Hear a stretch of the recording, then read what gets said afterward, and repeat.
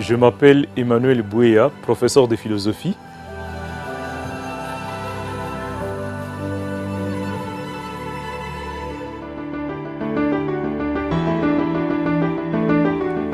Il y a quelques années, j'ai écrit une thèse en philosophie portant le titre Stability in Africa, Indeterminacy and Credence. Et dans cette thèse, je parle de la stabilité de l'Afrique. Lorsqu'on regarde l'instabilité dans les États africains et les solutions qui sont apportées, la plus grande solution qui est proposée, c'est de penser à la solidité de l'État, créer un État fort, pensant que lorsqu'on a un État fort, ça donne une certaine stabilité au territoire. Moi, je viens avec une position contraire en disant que le plus important pour avoir la stabilité dans un État, ce n'est pas d'avoir un État fort, ce n'est même pas d'avoir aussi un chef fort, puissant, c'est que certains ont coutume de dire une certaine dictature.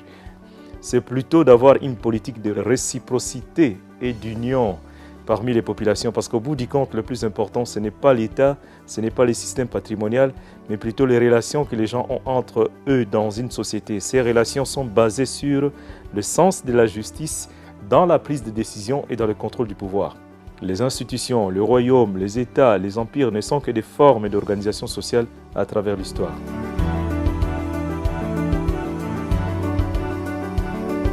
Pour les cas d'espèce de la RDC, regardez comment nous évoluons en termes de démocratie depuis les années 90, lorsque Mobutu a fait son discours d'ouverture à la démocratie.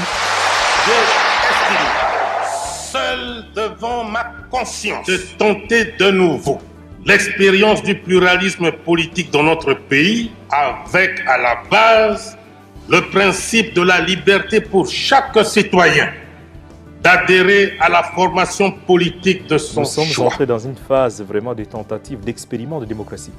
J'estime que le plus important, ce n'est pas vraiment de restaurer l'autorité de l'État, comme je l'ai dit plus haut, mais plutôt de faire en sorte que le pouvoir soit un peu plus proche de la population. Et donc, ce sur quoi il faudra insister, il faudra faire en sorte que le peuple soit détenteur du pouvoir, de déterminer quel type de vie ils veulent mener.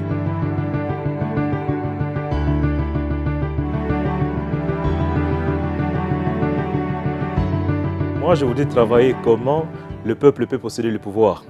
Parce que lorsqu'on parle de démocratie, on dit gouvernement du peuple, par le peuple, pour le peuple. C'est un mensonge. Mensonge parce que lorsqu'on va aux élections, c'est pour élire un président qui est tout puissant.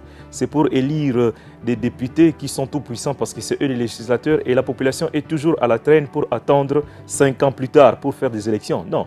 Donc ce à quoi je travaille, c'est de voir comment on peut élaborer une forme d'organisation politique dans laquelle les citoyens et les principaux agents de son développement, de la stabilité, de la croissance économique, de tout ce que l'on veut.